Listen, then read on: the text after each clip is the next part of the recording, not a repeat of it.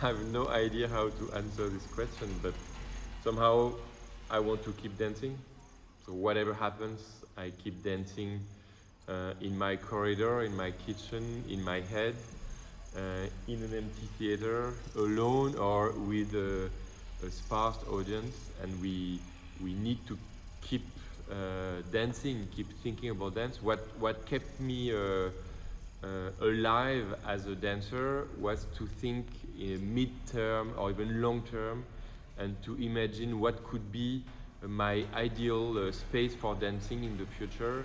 And I thought about this dance ground, terrain, that I already had in mind, but together with the team of my company, we are trying to develop it to have, let's say, a theater, so an institution for dance without wall, without roof, inside a city, so a urban space, green space, but with no wall, no roof, where we would develop an architecture that would be a human architecture and not a wall, a brick, concrete architecture. And the acts, the movement, the gestures of the people passing by and acting this place would make the architecture of the place. This is how I kept dancing so far.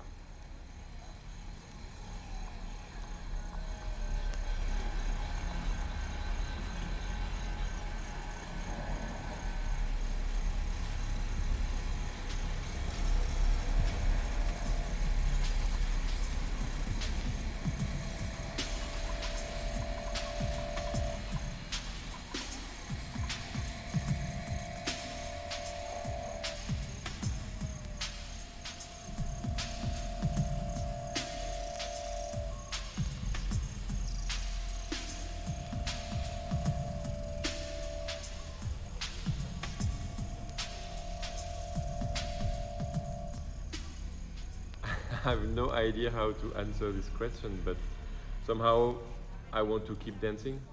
So whatever happens, I keep dancing in my corridor, in my kitchen, in my head, in an empty theater, alone or with a sparse audience. And we need to keep dancing, keep thinking about dance. What kept me alive as a dancer was to think in mid-term or even long-term, and to imagine what could be my ideal space for dancing in the future. And I thought about this dance ground, terrain, that I already had in mind, but together with the team of my company, we are trying to develop it to have, let's say, a theater, so an institution for dance without wall, without roof, inside a city, so a urban space, green space, but with no wall, no roof, where we would develop an architecture that would be a human architecture and not a wall, a brick, concrete architecture. And the acts, the movement, the gestures of the people passing by and acting this place would make the architecture of the place. This is how I kept dancing so far.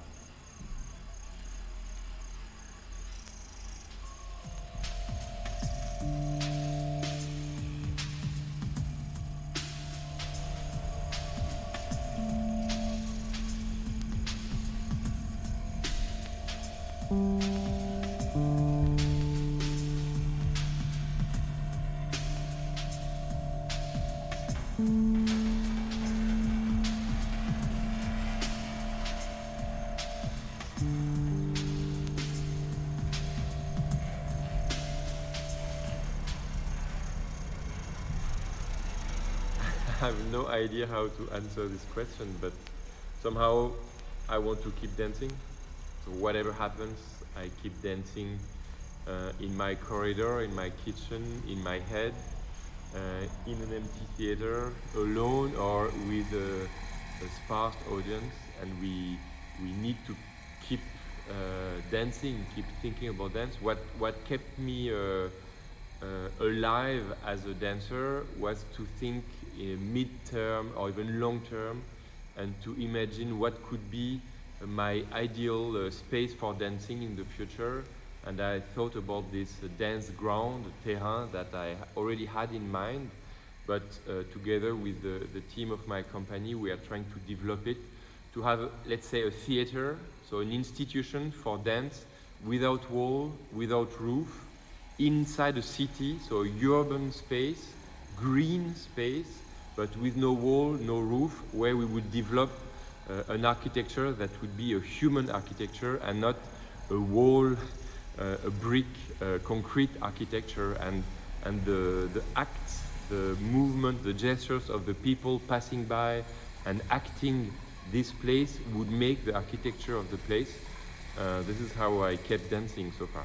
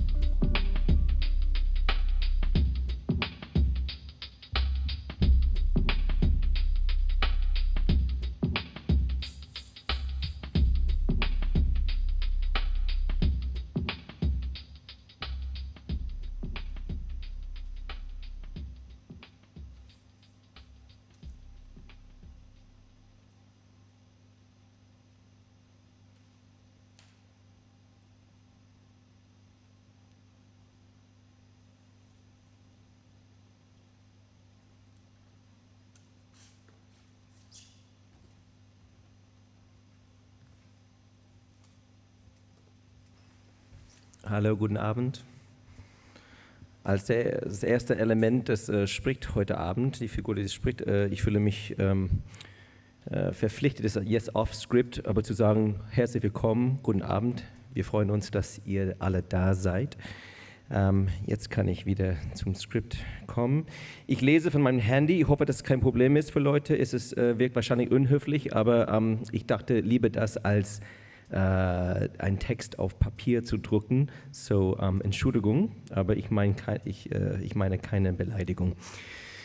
Ich lese einen Text von Janis Janše. Der Text heißt Touch Me If You Want. One day I was told I cannot move anymore the way I moved before. The virus turns our bodies into weapons and targets. Maybe I am a shooter? For sure, my body is a target. Every body is a target. Our bodies are immobilized. Our bodies are separated. Our bodies are distanced, as if from the body of Spinoza, 4 L's, 4 elbows. Our bodies are domesticated. Our bodies are pacified. Are they? Silencing. Right now, there is an enormous amount of work done in order for nothing to happen. cultural institutions are as busy with canceling, postponing as with organizing events. Yes, there are many archives that have been opened, and yes, many wonderful performances are screened online, but where is the audience? Each of us staring at a screen. Is that how we imagine the audience of a new abnormality? Is that how we imagine building the audience of a new abnormality? Quote, life will become increasingly solitary, but not necessarily less happy, and will be lived out in large, detached houses. These will consist of a vast environment, a bare loft in which all life's functions will be played out like on the theater stage, with no need to isolate oneself or find private space. Electronic equipment, which extends the senses, will be an integral part of the house. Its simple space will have no relationship with the exterior, since this would only offer the image of the outside, because all houses will tend to be the same. Each house will be the terminal of the energy and IT networks, but also a transmitter station, a place for telecommuters, and an interactive center for communication with the entire planet. People will no longer be buried in cemeteries. Instead, the house will be the tomb of those living in it, unquote. The place of dance. Where are we going to dance? At home? In the streets? Or in dance houses, Tanzhäuser? Locally? Nationally? Internationally? Or just in front of a camera? By the way, where is the once so popular video dance from the 1990s these days? Will dance become so immobile that it won't move from the place where it was created? Will we face extended mobilization for immobilization, just as we did during the first corona wave?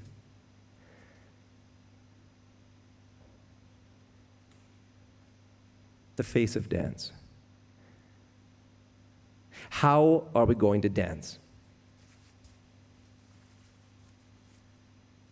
With masks? Made in China or homemade?